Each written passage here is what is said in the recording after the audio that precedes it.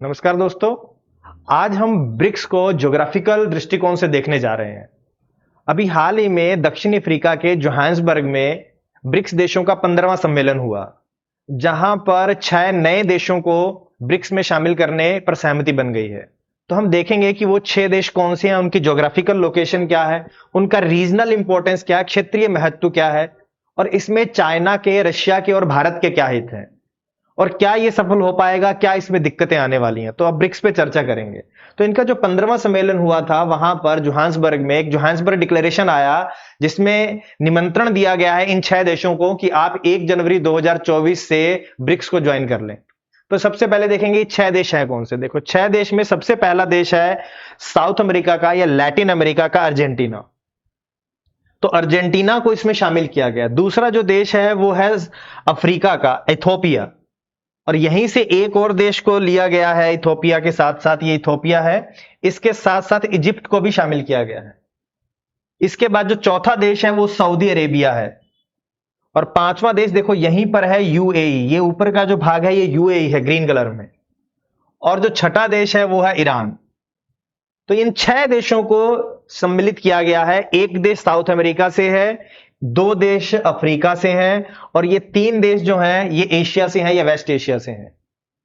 तो इन 3 महाद्वीपों से इन 6 देशों को लिया गया है। इसके साथ ही ब्रिक्स की संख्या 11 हो जाएगी। इसमें पहले से ही रशिया है, चाइना है, इंडिया है, साउथ अफ्रीका है और आपका ब्राजील है। तो ये 5 देश पहले से थे और 6 और शामिल कर लिए हैं, तो ये 11 देश हो जाएंगे। तो 11 देश होने के बाद ये आसियान से भी बड़ा संगठन बन जाएगा। आसियान जो है दक्षिणी पूर्वी देशों का संगठन है, जो इस क्षेत्र में काम करता है यहां। तो इन देशों का ये संगठन है जिसमें 10 देश हैं।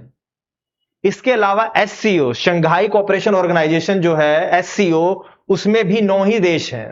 तो उसके बाद ये सबसे बड़ा संगठन बनने वाला है। तो 11 सदस्य देश हैं इसके अंतर्गत, और कहा जा रहा है कि ये G7 का भी प्रतिद्वंदी है। एंटी वेस्ट बोला गया, लेकिन भारत ने इसको इनकार किया कि कोई एंटी वेस्ट नहीं है। तो ये इसमें देश है, टोटल 11 देश हैं जो मैंने मार्क किए हुए हैं। अब देखते हैं कि इनको क्यों शामिल किया गया और इनका क्या इंपॉर्टेंस है, रीजनल इंपॉर्टेंस क्या है। तो सबसे पहले अगर हम देखें तो अफ्रीकन कंट्रीज से हम बात कर लेते हैं। देखो, अफ्रीका में जो देश सम्मिलित किया गया उनमें सबसे पहला अगर इंपॉर्टेंट बोलूं तो इजिप्ट है, मिस्र। देखो, इसका महत्व क्या है, इसकी जियो स्ट्रेटेजिकल इंपॉर्टेंट है, इसकी ज्योग्राफिकल जो लोकेशन है बहुत ही महत्वपूर्ण है। ये यहां पर स्वेज कैनाल के किनारे अवस्थित है। देखो, स्वेज कैनाल यहीं से होकर जाती है, इस जगह से, यहां से।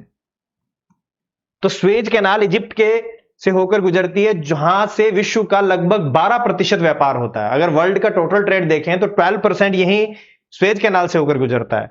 तो ये यहां से रेड सी को जोड़ती है मेडिटेरियन सी से।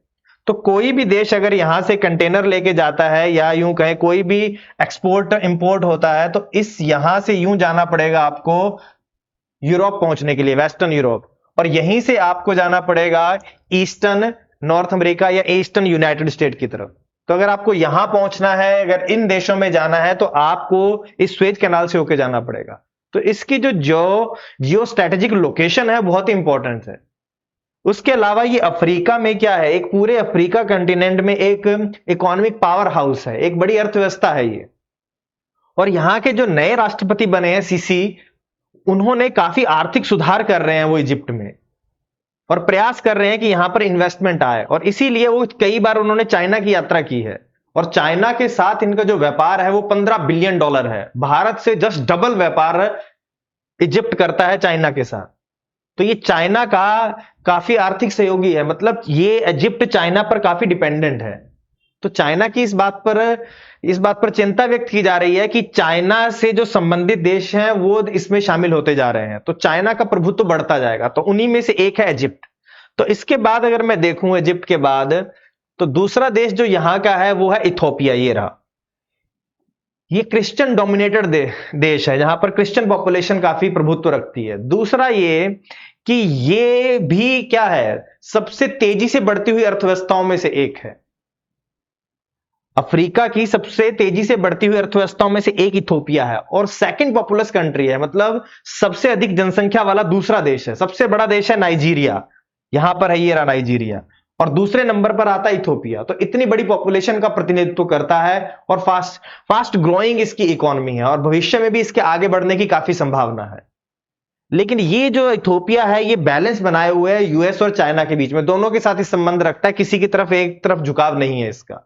तो ये आपका इथोपिया था। तो ये दो देश हैं जो अफ्रीका से हैं, इनमें से एक जो है वो चाइना की तरफ रुझान रखता है। इसके बाद अगर बात करूं तो यहां पर ये साउथ अमेरिका या लैटिन अमेरिका का पार्ट है। इस साउथ अमेरिका महाद्वीप में ब्राजील तो ऑलरेडी है, लेकिन अर्जेंटीना को भी शामिल किया गया है। अर्जेंटीना एक तरह से इस क्षेत्र में ब्राजील का राइवल है, उसका प्रतिद्वंदी है, लेकिन फिर भी इसको शामिल किया गया है। लेकिन इसकी जो सबसे बड़ी बात है कि ये भी चाइना पर डिपेंडेंट है। हाल ही में इससे लगभग पिछले एक महीने में 2 बार आईएमएफ से संकट से निकाला, आर्थिक संकट का सामना कर रहा था अर्जेंटीना, तो इसको ऋण चुकाने में, इसकी सहायता करने में चाइना ने इसकी मदद की है। 30 दिन में 2 बार इसकी हेल्प कर चुका है चाइना अर्जेंटीना की। तो ये भी क्या है, अर्जेंटीना भी चाइना का ऋणी है, एक तरह से उसके एहसान के नीचे दबा हुआ है। तो यहां पर ब्राजील के बाद अर्जेंटीना ही एक अच्छी अर्थव्यवस्था है जो इमर्जिंग इकोनॉमी है, लेकिन इस पर भी चाइना का प्रभाव पाया जा रहा है। तो दूसरा देश जो हमने तभी देखा तीसरा, वो है अर्जेंटीना। तो इथोपिया हो गया, इजिप्ट हो गया और अर्जेंटीना हो गया। इसके बाद देखो, इसके बाद हम वेस्ट एशिया में आते हैं। यहां पर ईरान की बात कर लें तो ईरान का वेस्ट के साथ बड़ा कॉम्प्लिकेटेड रिलेशन है।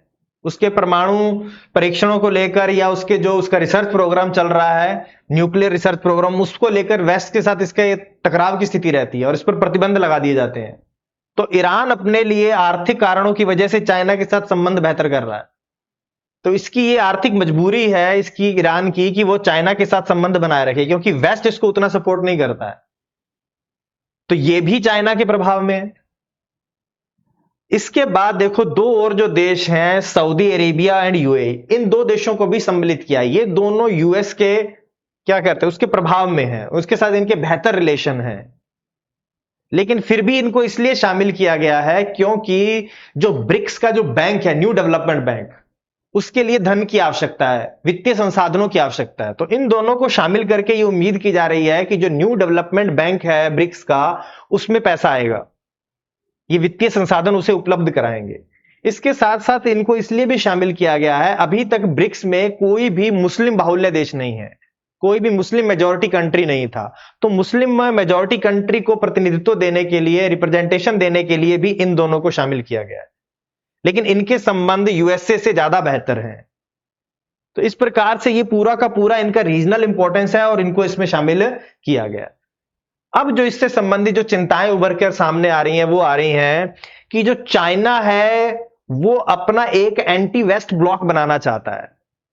चाइना एक ऐसे देशों का समूह बनाना चाह रहा है जो उसको समर्थन दें, जो उसके ऋणी हों, उनको इसमें शामिल करने का प्रयास कर रहा है। जैसे ईरान हो गया, अर्जेंटीना हो गया, इजिप्ट हो गया, ये सब क्या है, चाइना के प्रभाव में है या चाइना के ऋणी हैं। तो इन सबको वो साथ लेकर जो वेस्टर्न कंट्रीज हैं या जो वेस्ट ब्लॉक है उसके विरुद्ध एक ब्लॉक बनाना चाहता है और अपना प्रभाव बढ़ाना चाह रहा है। और यह चिंता भारत को भी है कि कैसे इसके प्रभाव को वो रोक सके। दूसरी इसमें यह चिंता व्यक्त की जा रही है कि इन देशों को जो शामिल किया गया है, इनमें ये जो भाग है, देखो ये वाला, ये वेस्ट एशिया और नॉर्थ अफ्रीका का रीजन, देखो ये इजिप्ट का हो गया, ये इथोपिया हो गया। यहां से आप चलोगे तो ये West Asia, Saudi Arabia, UAE और ये वाला पार्ट, ये लगभग ये इस पार्ट का इसमें क्या हो जाएगा, प्रभुत्व हो जाएगा। 1 2 3 4 5 देश यहां से हो जाएंगे। तो ये नॉर्थ अफ्रीकन और वेस्ट एशियन कंट्रीज का यहां पर डोमिनेंस हो जाएगा। तो इनके मुद्दे ब्रिक्स में छाए रहेंगे। यह संभावना व्यक्त की जा रही है कि जब इन देशों का प्रभुत्व होगा तो मुद्दे भी इन्हीं के उठाए जाएंगे। तो हो सकता है कि इसी क्षेत्र के मुद्दों का वहां पर प्रभुत्व हो जाए, बाकी को इतना रिप्रेजेंटेशन ना मिले। दूसरा यह माना जा रहा है कि इन देशों में आपसी भी तो क्या है, कॉन्फ्लिक्ट्स हैं, एक दूसरे से साथ प्रतिद्वंदता है, जिसकी वजह से हो सकता है कि इनकी प्रतिद्वंदता के कारण यहां पर भी ग्रुपिंग होने लगे, ब्रिक्स में भी ग्रुपिंग होने, अलग अलग समूह बन जाए, जिसकी वजह से ब्रिक्स की जो नॉर्मल एक्टिविटीज हैं या जो उनके जितने भी प्लान्स हैं वो रुक जाएंगे। जैसे सार्क के संबंध में हुआ, भारत और पाकिस्तान की आपसी प्रतिद्वंदता की वजह से, टकराव की वजह से सार्क आगे नहीं बढ़ पाया। उसी तरह की संभावना यहां पर भी व्यक्त की जा रही है कि यह भी एक चैलेंज होगा ब्रिक्स के सामने कि कैसे इन सबको मेंटेन किया जाएगा। इसके साथ साथ एक और बात है कि रशिया इसमें से क्या चाहता है। रशिया देखो यूक्रेन युद्ध के बाद बिल्कुल ही डिप्लोमेटिक रूप से आइसोलेटेड हो गया है, डिप्लोमेटिक आइसोलेशन का सामना कर रहा है, इसको कोई ज्यादा महत्व नहीं दिया जा रहा है। तो अगले साल जो ब्रिक्स का सम्मेलन होने वाला है वो रशिया में होने वाला है, कजान में। तो रशिया के कजान में सम्मेलन होगा जहां पर ये नए देश और ब्रिक्स के जो पुराने देश हैं ये सभी लोग वहां शामिल होंगे। तो 11 के 11 देश रशिया में पहुंचेंगे। तो जब रशिया में पहुंचेंगे तो रशिया ये बता पाएगा कि देखो वेस्ट के प्रेशर के बावजूद भी इतने देश रशिया में आए, जो रशिया के इंपॉर्टेंस को सिद्ध करता है कि अभी भी उसका अंतरराष्ट्रीय स्तर पर महत्व है। 11 देश आएंगे, हमारा इनके साथ डिप्लोमेटिक संबंध है, वो भी वेस्ट के इतने प्रेशर के बाद भी। तो उसको जो डिप्लोमेटिक आइसोलेशन है उसको वो काउंटर करने की कोशिश करेगा और अंतरराष्ट्रीय स्तर पर अपने महत्व को सिद्ध करने की कोशिश करेगा रशिया कि मेरा भी क्या है, एक प्रभुत्व है, मेरे साथ भी क्या अन्य देश संबंध बनाना चाहते हैं, मुझे अभी भी महत्व दे रहे हैं वेस्ट के प्रेशर के बावजूद भी। तो रशिया अपने को स्टैब्लिश करना चाह रहा है, उस जो डिप्लोमेटिक आइसोलेशन को उसको समाप्त करना चाह रहा है। अब करते हैं भारत की बात। तो भारत के सामने जो मुख्य चिंता यही है कि कैसे इसको बैलेंस किया जाए। चाइना के प्रभाव वाले देश इसमें अगर बढ़ते जाएंगे तो ये एक तरह से चाइना इसका नेतृत्व करने लगेगा और चाइना अपने हितों की पूर्ति करेगा इसके माध्यम से। तो लेकिन भारत ने क्या कहा है, भारत ने बोला कि नहीं, ऐसा नहीं हो पाएगा, क्योंकि जो नए देशों को शामिल करने का कुछ निश्चित क्राइटेरिया निर्धारित किया गया, उसका एक प्रोसेस है, क्राइटेरिया है, उसी का पालन करके नए देशों को शामिल किया जाएगा। इसमें ऐसा नहीं हो पाएगा कि किसी एक देश के फेवर वाले देश शामिल हो जाए। तो उसका एक पूरा मानदंड बनाया जिसे जोहान्सबर्ग डिक्लेरेशन में बताया, लेकिन अभी उसे सार्वजनिक नहीं किया गया है। तो ये बात भारत कह रहा है। तो भारत का लिए इस मुख्य रूप से यही कंसर्न है कि कैसे वो करे। साथ में भारत ने यह भी कहा है कि ये एक फर्स्ट फेज है, सिर्फ अभी तक फर्स्ट फेज ही है जिसमें कुछ देशों को शामिल किया गया। अभी सेकंड फेज भी आएगा जिसमें अन्य देशों को भी शामिल किया जाएगा। तो इसमें ऐसी पार्शलिटी की बात नहीं है। तो इस तरह से ये पूरा का पूरा ब्रिक्स है जो इस बार चर्चा में बना हुआ है। अब इसके 11 सदस्य देश होने वाले हैं। तो आसियान और एससीओ से बड़ा ये दे अब एक ऑर्गेनाइजेशन बढ़ जाएगा और इसे एंटी वेस्ट भी कहा जा रहा है, लेकिन ये एंटी वेस्ट नहीं है। फ्रांस ने भी कहा है कि वो भी इसमें भागीदार होना चाहता है, लेकिन एज ए मेंबर नहीं, इसके अंदर वो सम्मिलित होना चाहता है, इनके प्रयासों में सम्मिलित होना चाहता है। इसके साथ साथ एक और चीज जो आपको याद रखनी है, इसका जो चाइना में इसे क्या बोला जाता है, चाइना में इसका नाम है गोल्डन ब्रिक्स। उनके मैंडारिन में बोले जाएगा तो उसका नाम जी जुहान करके नाम है।